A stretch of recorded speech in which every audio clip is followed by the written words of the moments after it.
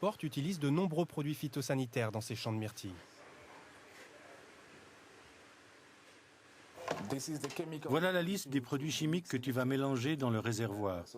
Comme ça, on va pouvoir les pulvériser immédiatement parce que nous avons des soucis dans les champs. Dosage, mélange, épandage. Sur l'exploitation, la personne en charge des pesticides, c'est Precious. Vous avez étudié les produits chimiques? Non, je n'ai pas étudié les produits chimiques, mais j'ai commencé à travailler sur la ferme il y a 1 an et maintenant je connais tout sur les pesticides. Alors vous avez tout appris sur le tas? Oui, j'ai tout appris ici.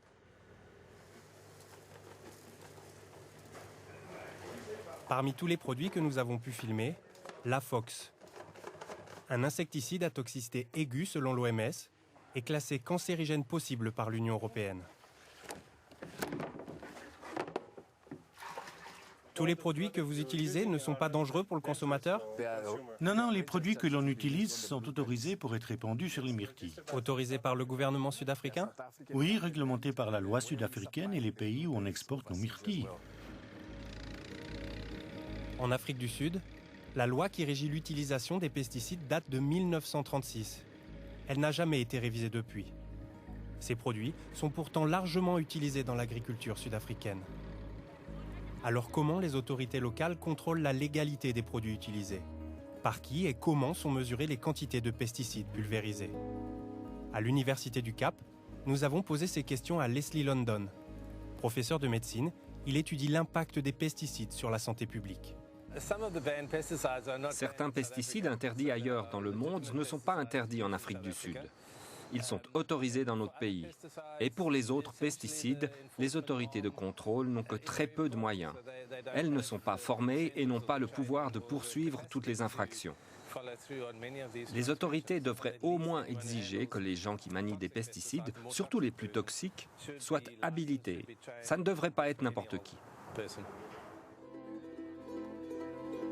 À l'heure du déjeuner, les cueilleuses ont 1 heure de pause. Aucune installation à leur disposition pour se restaurer, elles doivent trouver une place à l'ombre. Certaines s'installent au pied des myrtilles pour tenter d'échapper au soleil de midi.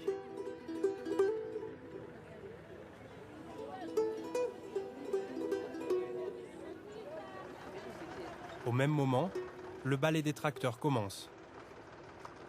Les myrtilles sont à température ambiante, 35 degrés. Pour éviter qu'elles ne s'abîment, il faut les refroidir très vite. Derrière cette porte, des ventilateurs soufflent de l'air froid.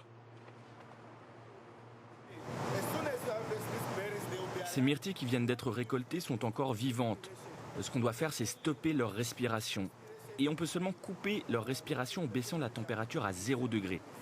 Si la respiration continue, le sucre des fruits va fermenter et ça, ça va dégrader les fruits. Les myrtilles partent ensuite en camion réfrigéré vers l'usine de conditionnement à Johannesburg. Pour les ouvrières, c'est aussi l'heure du départ, mais à pied.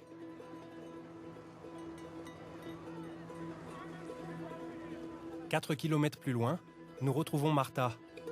Comme beaucoup de ses collègues de travail, elle rejoint le township de Majakaneng. Elle vit ici, dans cette petite maison faite de tôles et de bois de récupération.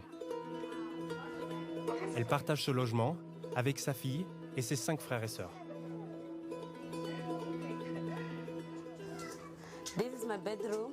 Ici, c'est ma chambre. Je la partage avec ma petite sœur et ma fille.